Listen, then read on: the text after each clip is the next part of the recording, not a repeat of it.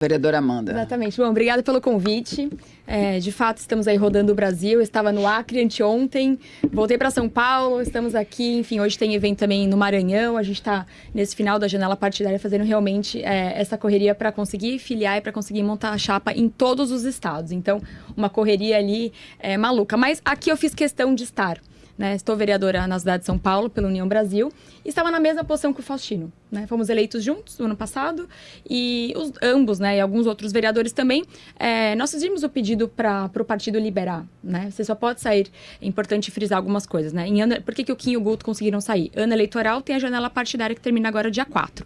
Quando você não está no seu ano eleitoral como vereador, você precisa ou da liberação do partido, ou esperar até 2028. Sim. É muito simples. Eu tentei a liberação, ainda não consegui. Eu falei que eu sou brasileiro, não desisto nunca, então até o dia 4 estou tentando. Mas é muito claro, né? Se a União Brasil não me liberar, eu não serei candidata. Assim, não existe um outro caminho, né? A missão, enfim, é tudo que a gente sonhou, é tudo que a gente idealizou, é tudo que a gente quis e é uma realidade. Então, não tem como ser candidato em outro partido. O que aconteceu com o Faustino foi um projeto pessoal de poder. Né?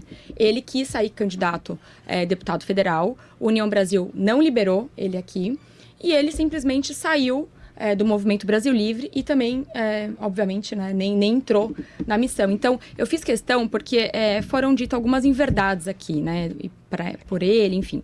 Primeiro, que ele perderia o mandato. E não, você não perde o mandato, é só você não concorrer, você apoiar um coleguinha. Eu gostaria muito de ser candidata ao Senado do Estado de São Paulo. Né? Enfim, eu tenho o Estado de São Paulo tatuado aqui, eu sou bem bairrista, ali gosto. Vejo que também os nossos senadores não representam bem. São Paulo é uma vergonha, todos os senadores, é uma pauta que eu gosto.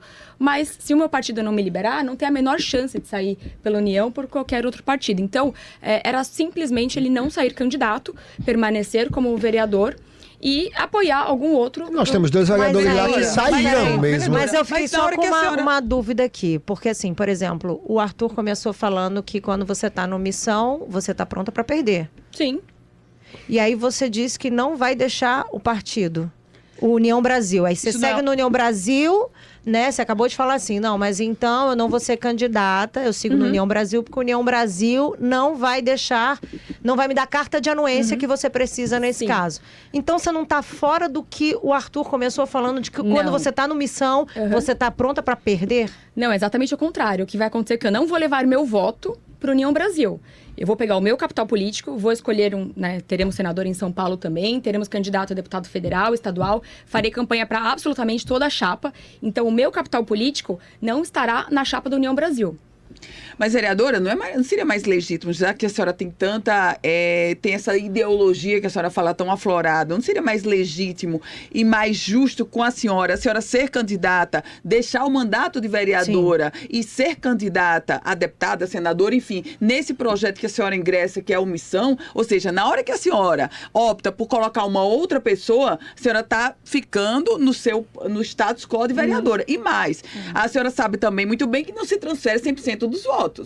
Isso não, a pesquisa mostra no máximo 30%. Não, em absoluto. O que não pode acontecer é eu levar os meus votos para uma outra chapa hoje. E é isso que não vai acontecer. Mas se a senhora fosse candidata pela missão, não levaria. Levaria para o partido. Mas é que ela não pode ser candidata.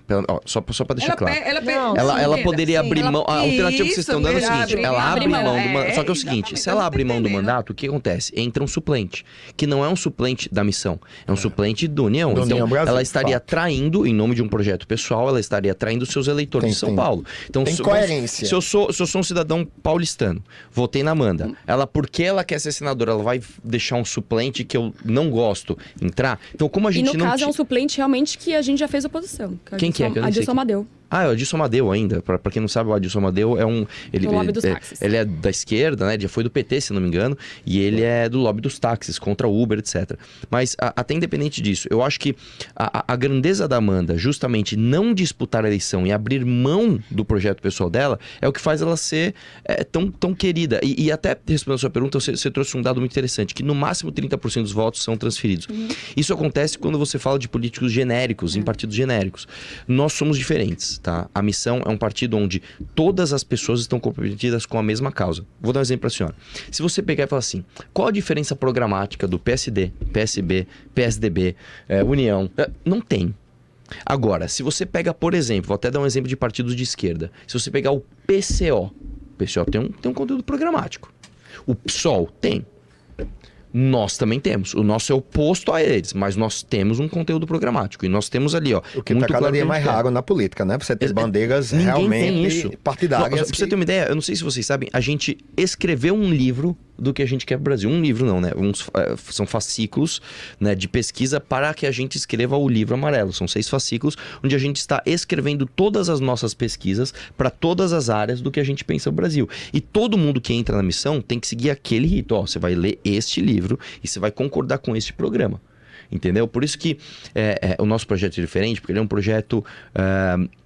ele é muito menos voltado para a popularidade de uma pessoa e as pessoas em volta buscando o seu quinhão, né, daquela popularidade, e muito mais sobre o projeto em si, né?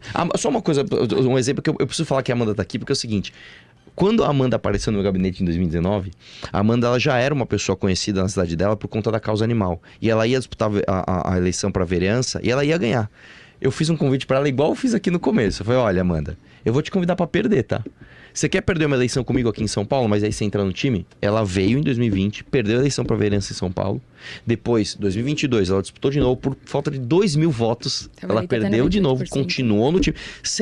Sem salário, sem cargo, sem nada. E aí depois ela se tornou a vereadora do MBL e assim por diante. Então, é muito menos sobre o projeto individual e muito mais sobre o projeto em si. Então, assim, só para complementar, né? Então, ele não ia perder o mandato, ele poderia simplesmente continuar como vereador e apoiar algum outro candidato, apoiar a chapa. Desta chapa da missão. Exatamente. Então, assim, ele não levaria o capital político dele para um outro partido e ele apoiaria ali de uma maneira mais efetiva o grupo. Então, daqui em 2030, ele sairia provavelmente em 2028 vereador de novo, 2030 ele ia conseguir concorrer, mas ele antecipou as coisas. Então, é importante frisar que, assim, ele não perderia o mandato não sendo candidato, né? Porque isso é uma falácia. E outro também que ele estava sendo ameaçado. Então, ninguém ameaça ninguém a permanecer num partido.